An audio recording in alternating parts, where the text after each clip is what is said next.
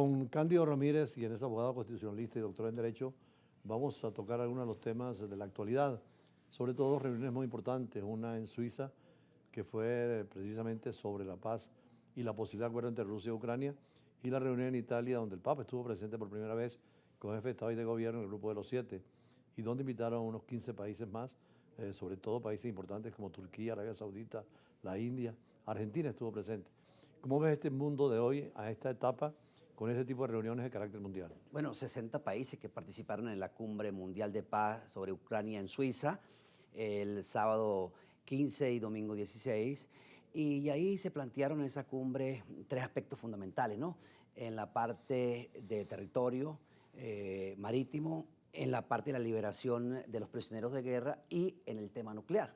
Sobre todo el tema nuclear porque en Zaropia, en Ucrania, se encuentra el centro nuclear más grande de la Unión Europea. Entonces se decía que se tomaba el peligro que Rusia pudiera tomar parte de ese territorio, y la Organización Internacional de Energía Nuclear plantea preocupación en ese sentido. Y en el espacio también marítimo, por el problema de la guerra Rusia-Ucrania, bueno, para la comercialización económica, y la otra parte, la liberación de ciertos prisioneros de guerra como un punto de ceder. Ahora, el tema nuclear, porque ha adquirido tanta importancia y sobre todo nuevamente están desarrollando proyectos nucleares militares, bélicos. ¿Es posible una tercera guerra con armas nucleares?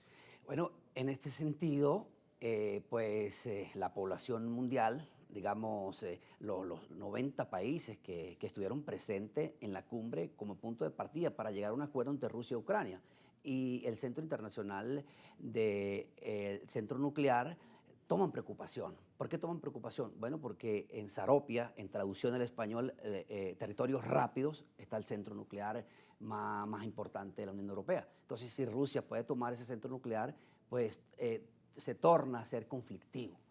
Más allá de que la cumbre es interesante, sí es interesante porque la finalidad de la cumbre es poder llegar a un consenso. Claro. Ahora ni Rusia ni Ucrania llegan a un consenso, y la otra parte es utilizar la vía diplomática, la vía política, el derecho internacional para poder resolver este conflicto, y en este caso Venezuela se hace presente a través del mensaje histórico de respeto a las soberanías.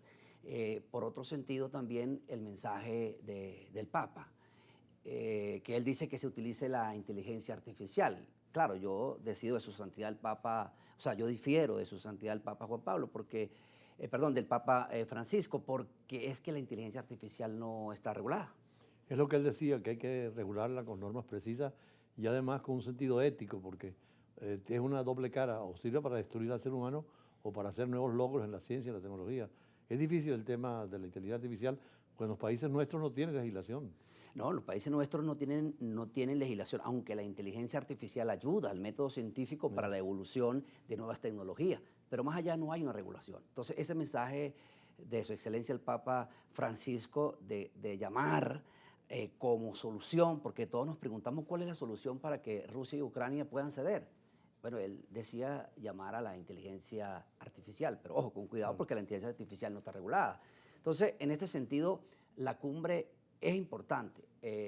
Toca varios temas, como el tema del centro nuclear, el tema de liberación de presos políticos, sí, y el tema de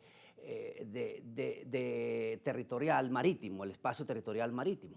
Ahora, en relación con el tema de la democracia y los conflictos armados, veíamos al comienzo cómo se incrementan los gastos militares en todos los países. ¿Quién podría revertir esa línea de armamentismo en todos los países, ricos y pobres, tercer mundo, desarrollado? Cada vez hay más hacia el conflicto y menos a la paz. Bueno, yo creo que esa ansiedad por la guerra lleva a la destrucción de la propia humanidad, el sentido de la vida del ser humano, que el hombre nace, crece y se reproduce con un fin esencial, y en esto hay principios, sí, y no fallan los principios. Fallamos las personas, en consecuencia falla el Estado. Entonces la ansiedad por el tema armamentístico. Claro, ¿hasta qué punto pudiera ser interesante tú dotarse de armamento para proteger la soberanía y la integridad de la nación? Como el caso de Israel Jamás, ¿sí? El ataque que perfeccionó Irán en defensa por un ataque de Israel en la embajada de Siria, que murieron 2 generales de Irán. Entonces, en este sentido, yo tengo un mecanismo de defensa dice que hacer la guerra es hacer la paz, porque yo preparo. Entonces, hasta ese punto, la guerra en cierta parte incide en beneficio de una nación para proteger la soberanía de la nación. Pero Sí. ahora, cuando hay intereses de conquista de territorios económicos, pues afecta porque sufren los niños, como en el caso, lo que está ocurriendo en Gaza. Sí, como decían los romanos, si vis pacem para bellum. Si quieres la paz, prepara la guerra. Entonces parece que todos los países están en ese sentido, pero no es que falla también Naciones Unidas a no encontrar soluciones para tantos problemas que se presentan entre Estados. Bueno, el mensaje del presidente de las Naciones Unidas, Antonio Guterres, es una conciliación. Pero aunque todos los estados son suscriptores de las Naciones Unidas, a raíz que termina la Segunda Guerra Mundial y se crea el Estatuto de Roma, pero las Naciones Unidas a veces hasta cierto punto no pueden inferir porque no tienen ejecutoriedad.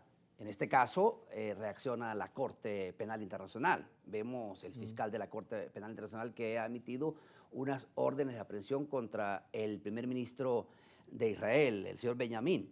Entonces, en este sentido... Pero también contra el presidente Putin Sí, hay una orden de arresto. Sí. también, porque aunque Israel no reconoce la jurisdicción de la Corte Penal Internacional, Rusia tampoco la Rusia reconoce. la reconoce. Entonces, si el presidente de Rusia o el primer ministro de Israel salen a otro país donde si haya jurisdicción que reconozca la Corte, pues correría el peligro de que sea detenido. Ahora, O sea, si el Estado es parte de la Corte y ese presidente va a ese Estado, naturalmente se aplica lo que la Corte establece, no en razón de la nacionalidad, sino de la territorialidad. sí, pero ahí hay una ponderación, porque no ha ocurrido, bueno, en la historia, pero no ha ocurrido, no es sensato que de repente el presidente Putin, sí, o el primer ministro de Israel que vayan a un país donde sea suscriptora Sí.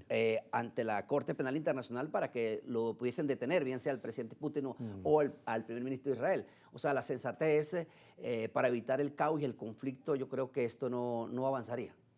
Vamos a un corte con el doctor Cándido Ramírez y regresamos. Quiero que me hable también un poco de la experiencia suya, porque últimamente está muy vinculado con Colombia a esa integración fronteriza tan importante para Venezuela y que ayuda a la paz y a la integración latinoamericana. Ya regresamos.